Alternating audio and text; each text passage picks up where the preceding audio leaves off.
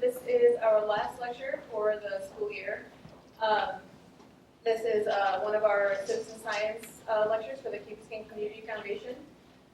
Today we have Dalton Hesley, who works in the Learman Lab at Rasmus, which is the marine school next door on Virginia Key, working with coral, using citizen science specifically to do coral restoration. Really interesting stuff. We're really happy that you guys could join us today.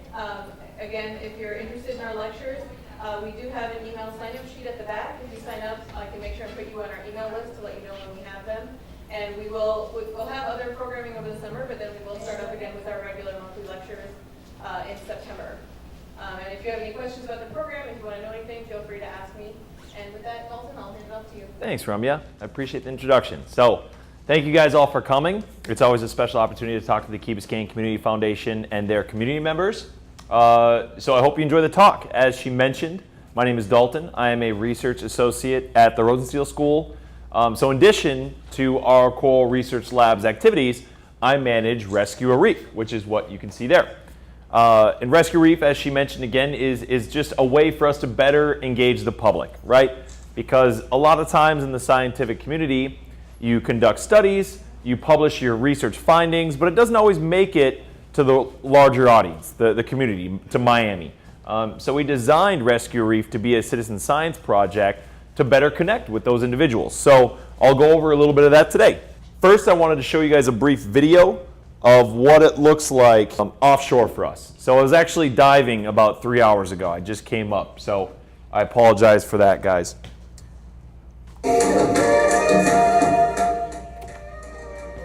So there's Staghorn Coral. There's our team of divers. We go offshore, and then we find local reefs that could use some additional habitat. So there you can see our team is actually planting corals onto the reef floor.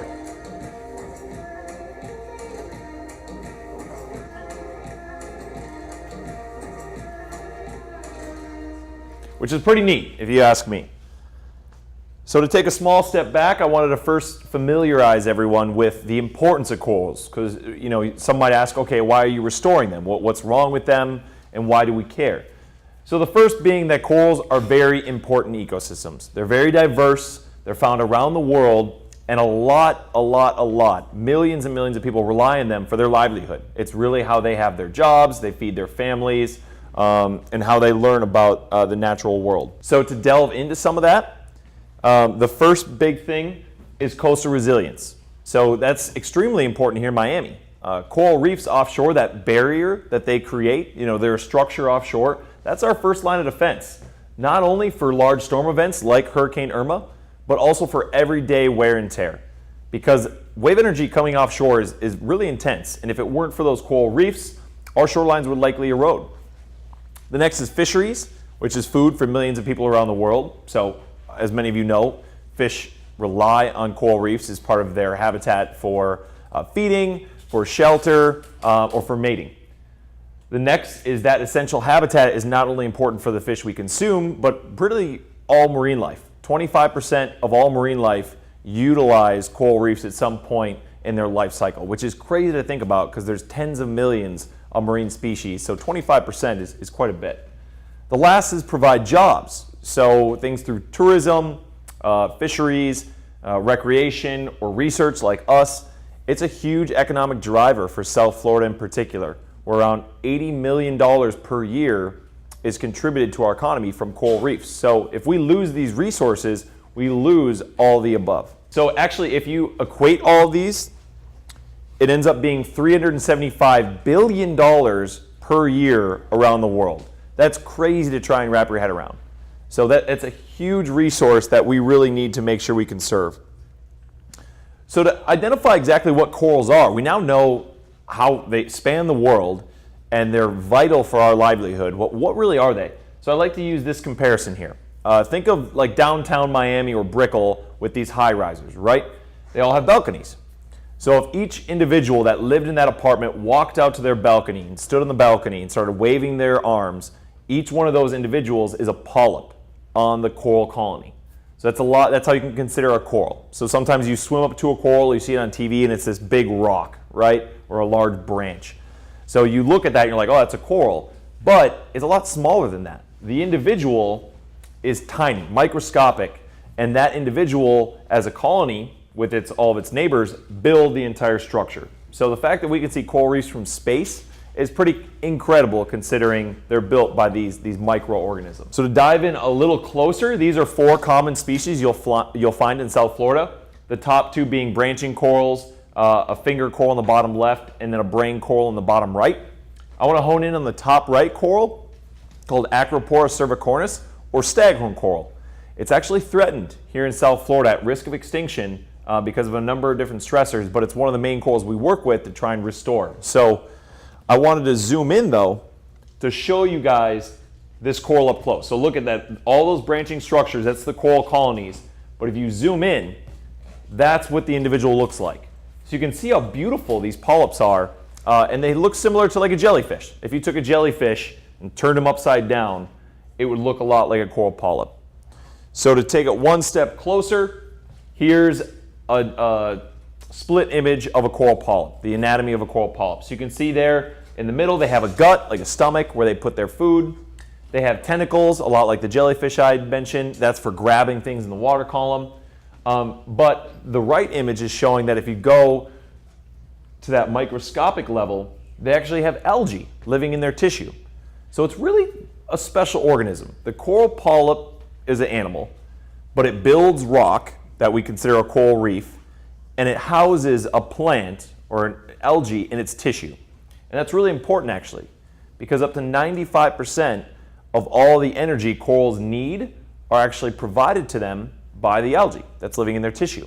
So a lot of people realize that corals need sunlight for energy, but they didn't make the connection that it's because they have this algae or this plant in their tissue. So it's called a symbiosis. It's a symbiotic relationship. And that's how corals really thrive in this area. So you think South Florida is sunny, there's a reason corals are here, because it's always sunny. So let's talk about some of the threats. We've talked about the goods of corals, the biology of corals, but now the issues they're facing. So for around the world, these issues really are pressing. The big one being climate change. So as we continue to emit CO2 into our atmosphere, it actually ends up dissolved into our oceans. So the 2 side effects of that are, 1, ocean temperatures are increasing, and that really stresses corals out. They like certain conditions. They like the certain amount of water flow, the certain amount of light, the certain amount of water temperatures. So if any of these things fluctuate beyond their thresholds, they get really stressed. And some of you may have heard of coral bleaching.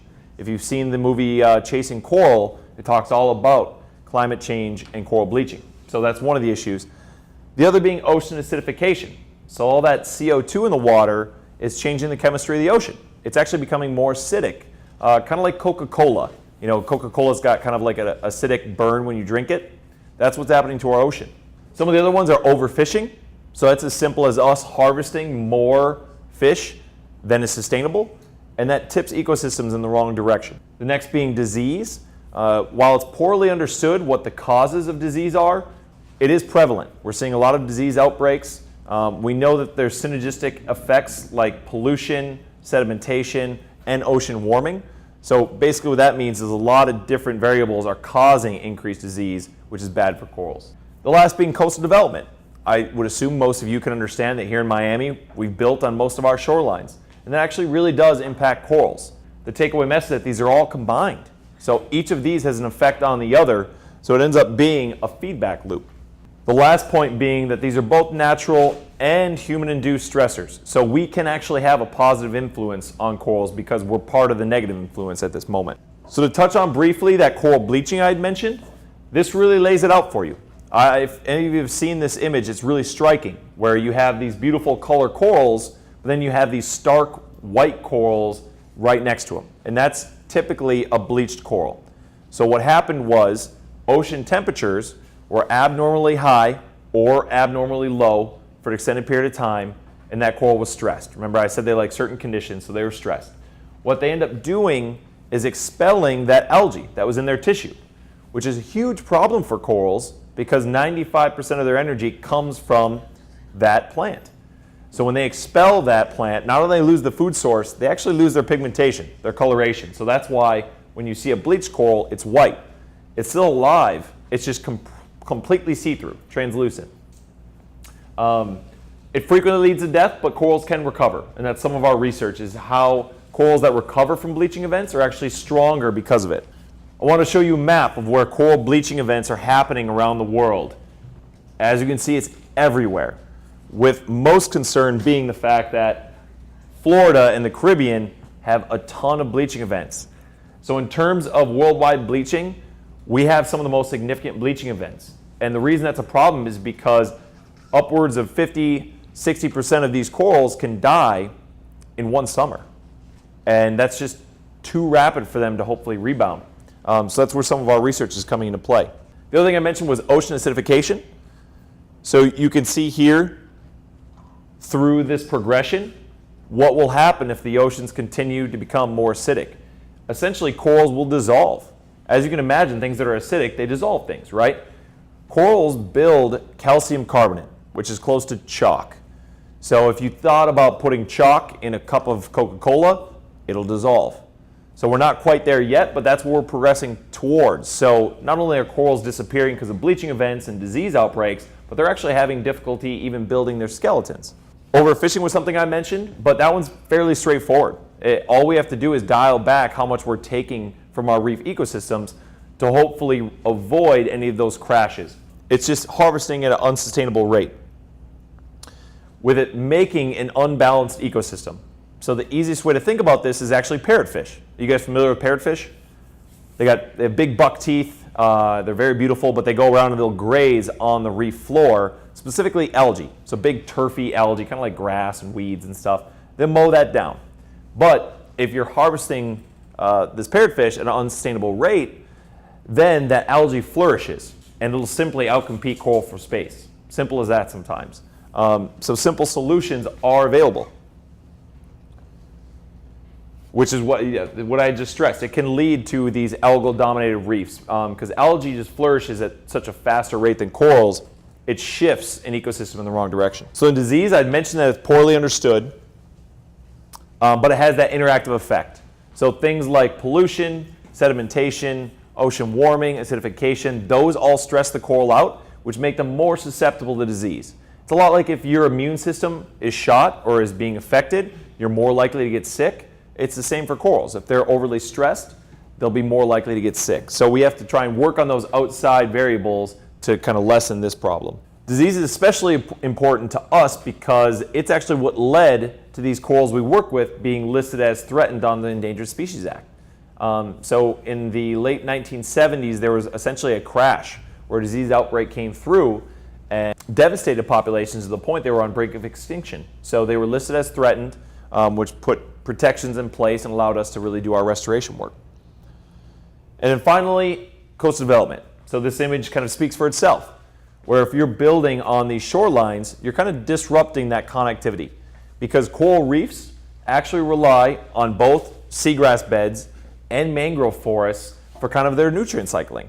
So things that may grow up on a mangrove or in a mangrove forest will prey in a seagrass bed and then they'll mate on a reef. So they're all closely intertwined. So if you take one of those out of the linkage, you'll again tip that ecosystem in the wrong direction.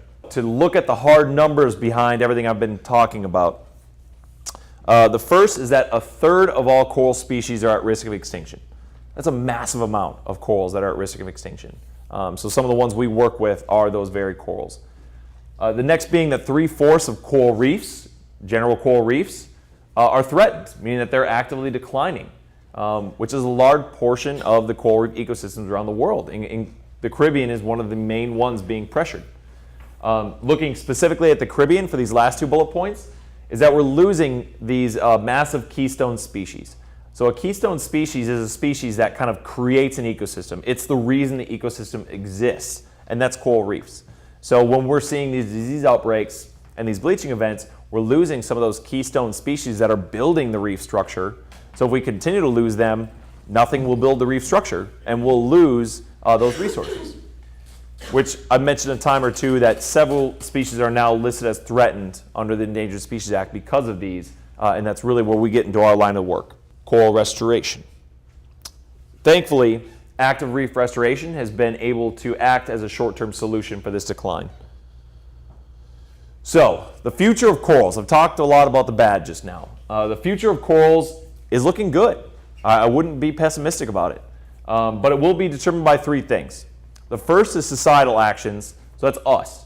What decisions we're making both as an individual, as a consumer, as an active voter, to create change, to put policies in place, to make sure funding is allocated the right way, to make sure that our day-to-day routines are having a positive impact on corals instead of a negative ones. So we actually have a lot of control. The next is the atmosphere-ocean response. So the ocean's a big environment, and we're not entirely sure exactly how it's going to respond to these increased CO2 emissions. So we're going to continue to research what we anticipate to happen so we can better prepare for it. The last being the organismal response, or the coral itself, which is what our lab really delves into. We're trying to better understand the coral specifically, so we have an idea of what to expect and how we can hopefully mitigate those declines. So to get into what we're doing at the U in terms of coral restoration. So by show of hands, who's heard of coral gardening before, or coral restoration? All right, so not the majority. That's great. I want to teach some people today. All right, so coral gardening is a lot like it sounds. We're actually growing corals in like an underwater garden to then plant back onto local reefs. And I've told you a lot about the decline, so this is a great short-term solution to rebuild some of that lost structure. And it's as simple as 4 steps. The first step being to collect corals from the wild. We obviously have to start somewhere. So about 10 years ago, when Dr. Diego Learman created our coral restoration lab at the University of Miami Rosenstiel School, he brought about 30 small finger-sized fragments into this nursery, this underwater safe haven, and he grew them. And so it was as simple as putting them on structures and then waiting. So that's step 2.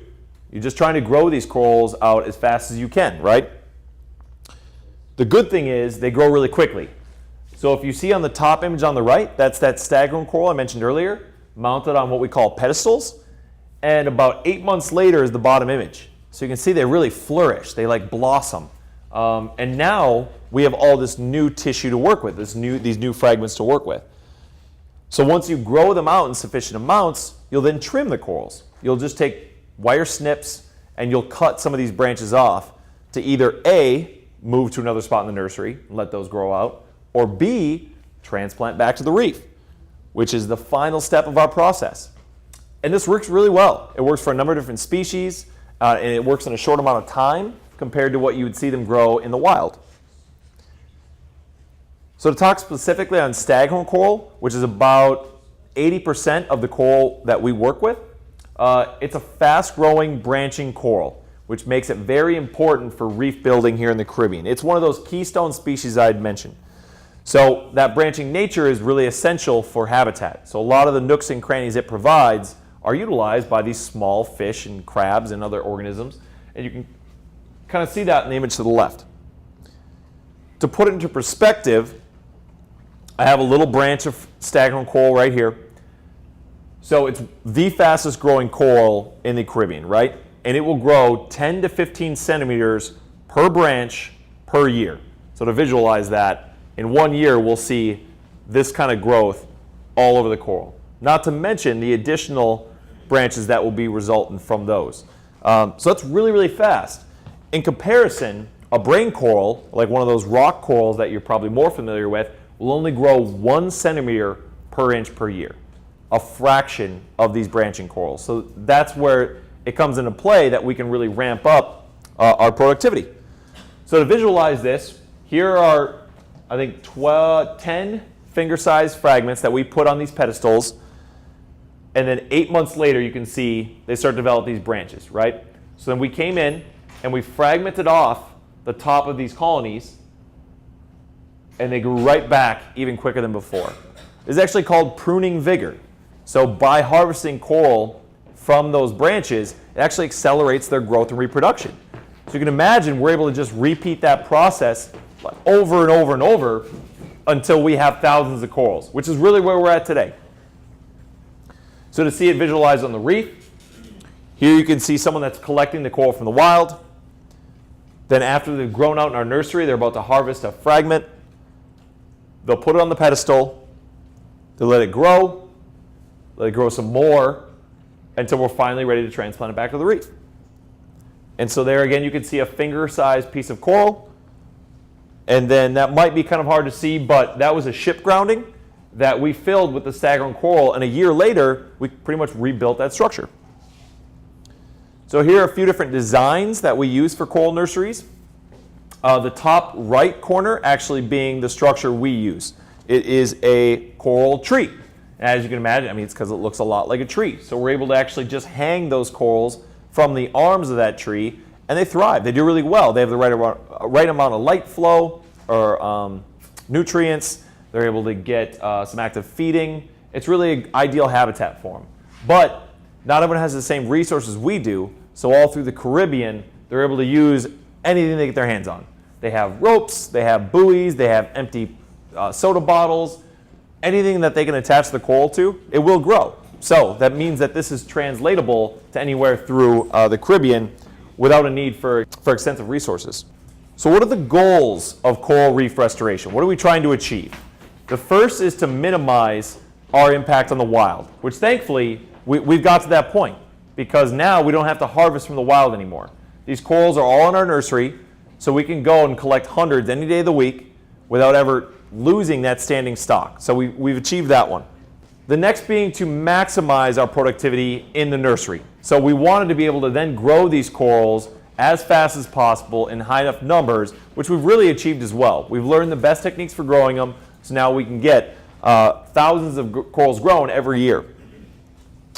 With now the last being kind of the most important thing, is producing a sustainable source of genetically diverse corals.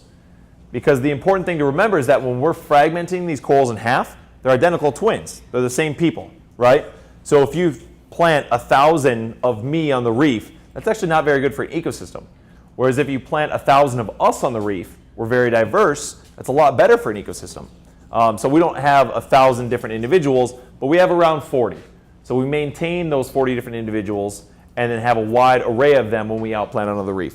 So to show you the extent of our research, I have a map here. So actually I realize now I'm off on the you are here, but we're on Key Biscayne, which is right to the left of the word flamingo. So we have a nursery right off these shorelines actually, and a reef site for you guys right off these shorelines. And then we work all the way down through Biscayne National Park to almost Key Largo. To date, we've outplanted over 11,000 corals all in Miami-Dade County. And that's with the help of citizen scientists. So to put that in perspective, those 30 initial colonies that we originally collected are now over 3,500 strong, and we've used those over and over and over to get to that 11,000 coral outplants. So you can see it's a sustainable platform we're using. The last question we really had was, are we being successful? We've outplanted 11,000 plus corals, but how are they doing, right? So this graph is depicting the mean survivorship of the coral outplants for the different regions that are doing coral reef restoration. And we are MIA, Miami. And you can see we're right at the benchmark. The arbitrary number we'd always aim for is 80% survival, and we're well in excess of that. We're at 85%, which is really great considering Miami isn't maybe the most inhabitable area for corals, but our standards are high. So we were very thrilled to see that, and it ended up being 85.2% throughout the different regions. So it's important to note that all the way from Broward County through Monroe to the Dry Tortugas, all being actively restored, in addition to the work we're doing here in Miami-Dade.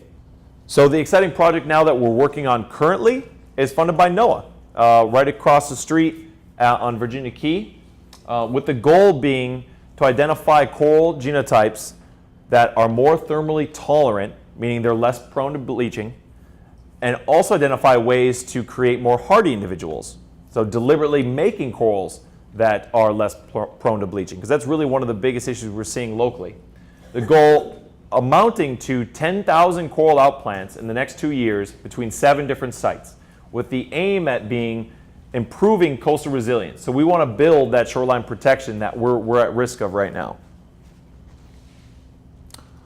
All of this culminates into Rescue a Reef. So as I told our story of our restoration program, that was us scaling up, trying to improve the number of corals we had, how efficient we were in the nursery, how efficient we were at outplanting, and we've got there. We've reached those goals, and so now we know we're going to be successful every time we outplant. So that was when we created Rescue a Reef. that citizen science program I had mentioned that's designed to allow you guys to help us.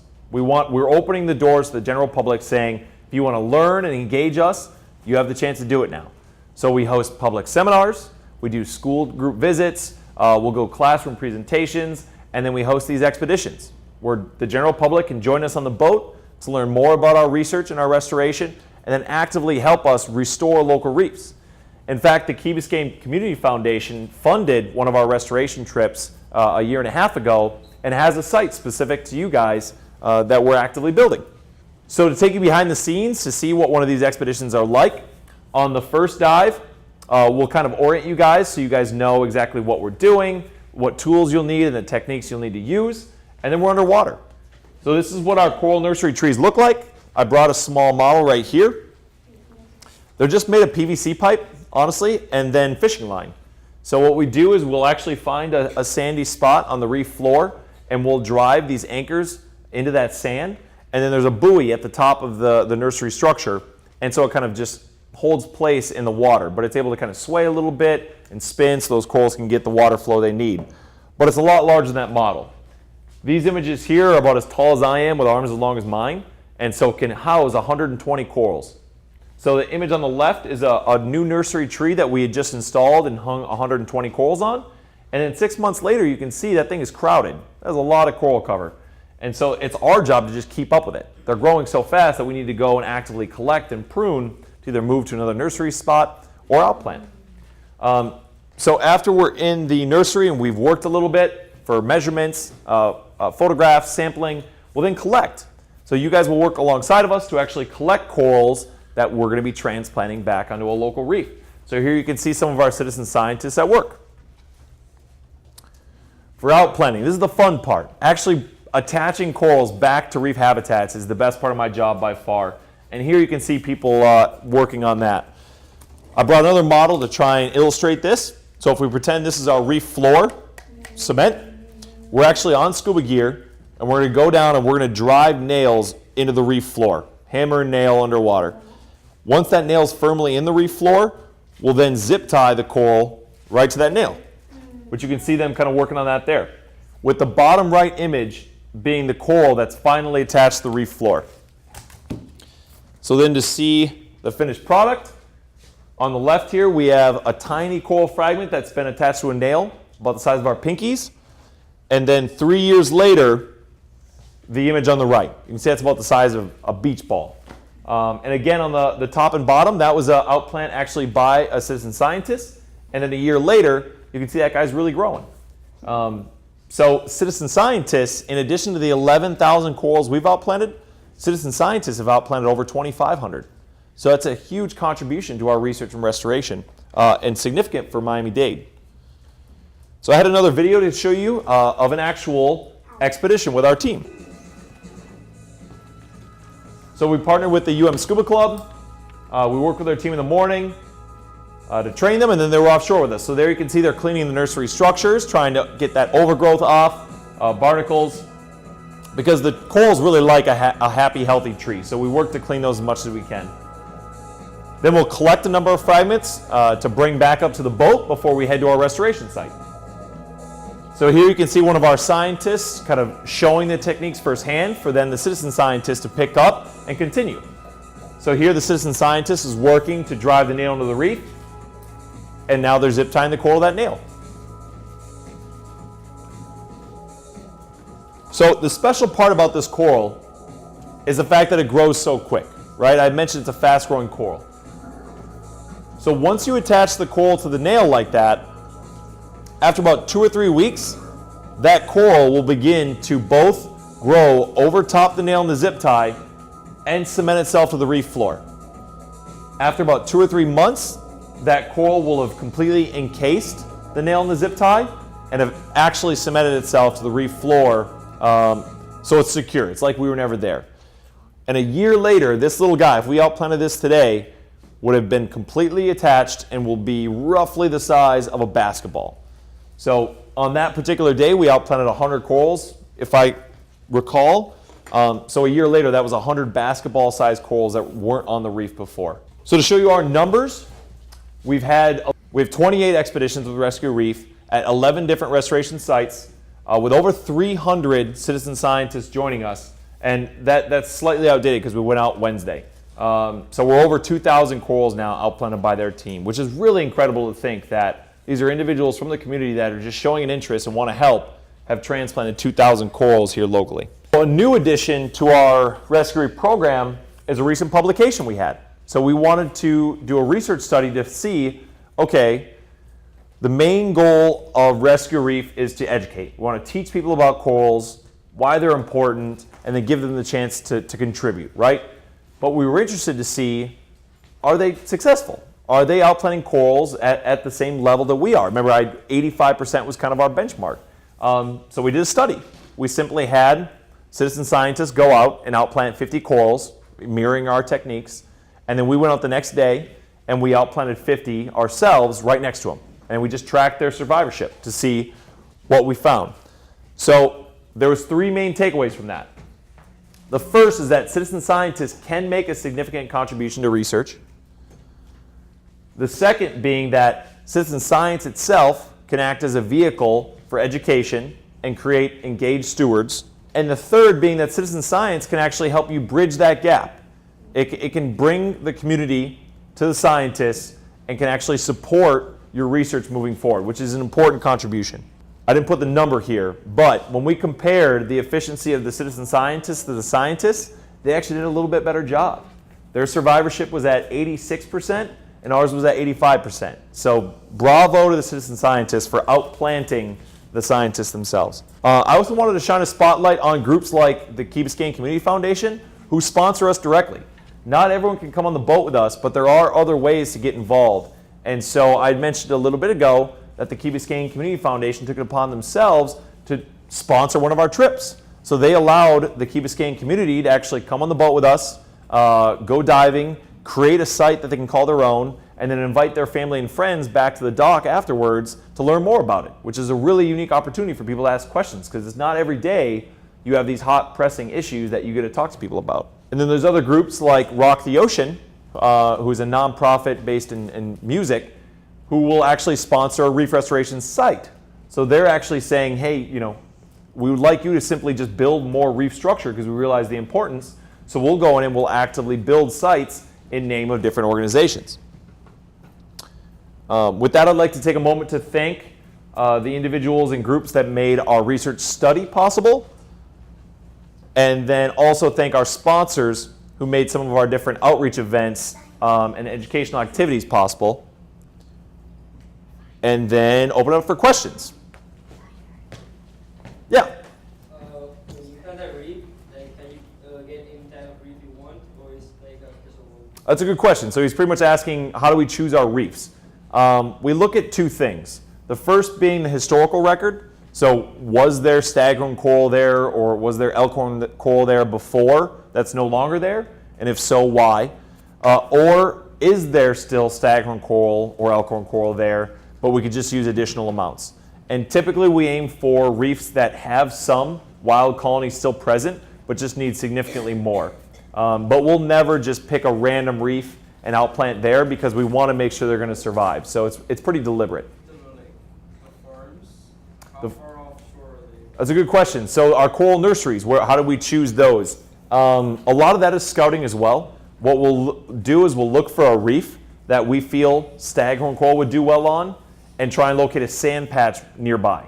Because we want the nursery to be as close to the reef habitat they would grow on as possible. So we have one nursery off of Miami Beach.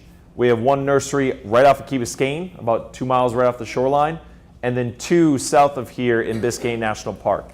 The reason being, then we have different areas we can go and collect from to outplant in that area, because that's over 100 miles of stretch, so we need different areas to kind of visit. Yeah? Is about 80% of the coral species that you work with. Yep. What other species do you work with, and do you outplant them, or are you just studying them? Yep, that's a good question as well. So the other coral that we work with in the highest number is called Elkhorn Coral, Acropora palmata. It's a close cousin of Staghorn Coral. They're both branching, they both provide a lot of structure quickly, so that's our bread and butter. We work with those quite a bit. But we're shifting our research toward massive corals, these brain corals that are like big rocks, right? The tricky part was that when you cut those boulder corals in half, or like fragment them in half, they don't grow any faster. They grow at the exact same rate, which if you remember is 1 centimeter per year. That is slow. We can't do anything with that. And so for a while, we couldn't use that for our coral restoration efforts. But research has shown that if you then microfrag those corals, so you take a frisbee-sized coral and you cut it into 100 dime-sized corals, they then ramp up their growth. And so you'll see about 4 to 5 times the growth you would naturally. So what we do is we microfrag and we mount them on little plugs or little cards to then grow them out, and then we'll pop them off and we'll plant them on the reef. So the 4 boulder corals we work with are Pseudodiploria clavosa, Pseudodiploria strigosa, Orbicella faviolata, and Orbicella or Montessori cavernosa. Only one of those 4 is listed as threatened under the Endangered Species Act, but the other 3 are still keystone species that we think need to be in higher numbers. Yeah, in the back. But do you have to be PADI certified? Not necessarily. So most of our expeditions, about 3 out of 4, are for scuba divers only. So you just have to be open water certified. But we do try and incorporate snorkelers. We've kind of fine-tuned our methodologies so that snorkelers can outplant corals as well. So all you have to do is contact us, let us know you're interested. You'll get added to the email list. And then if there was a snorkel expedition available, you would just email us, say, sign me up. Yeah, right here. We actually don't. That's a great question. So he was asking, do we ever remove the nails? I'd mentioned that when we outplant the corals, we hammer a nail in and then we zip tie the coral to that nail. Because the coral lays down this skeleton, right, like bone like we have, they lay this down, and a lot like a tree, they like grow outwards and upwards. So they'll encase the entire nail and zip tie, and you won't even know we're there. It's preserved in time. It's like a fossil, and that coral will cement on the reef. If we ever went back and cut the coral in half, we could find those items, but there's no need. There's no bother to them. Yeah. Do you still have the age restriction for participants? Yes, we do. So to join on a rescue reef expedition, you have to be 18 years or older. That's because we're a University of Miami program, so we have to follow their risk protocols. We are actively working to try and lower it to 16 years or older, but I can't say if that's in the near future or not. But please know we're trying. All right, I'd like to take this brief pause to plug our Rescue Reef social media platforms. So if you're not someone that can get on the boat with us or come out to another meeting, we're on Facebook, Twitter, and Instagram, and it's really your best way to stay in the know. Anything coral reef related locally or even throughout the states, we'll keep you up to date. We'll give you updates on our research and what we're doing, as well as recent findings or publications, and we're always sharing other options like this. We frequently do family fun days, offshore activities. We'll partner for beach cleanups, mangrove restoration, the whole 9 yards. So it's a great way to stay involved and at least contribute to the local ecosystems. Were there any other questions? Nice. Well, thank you guys. You're a great audience. Or just selfies. All the selfies. This is rapid. Should I sign a waiver? What is going on here? It's all just proof for their teacher. Proof of life. Proof I came to the presentation. I heard him talk. Nice. Thank you. Yeah.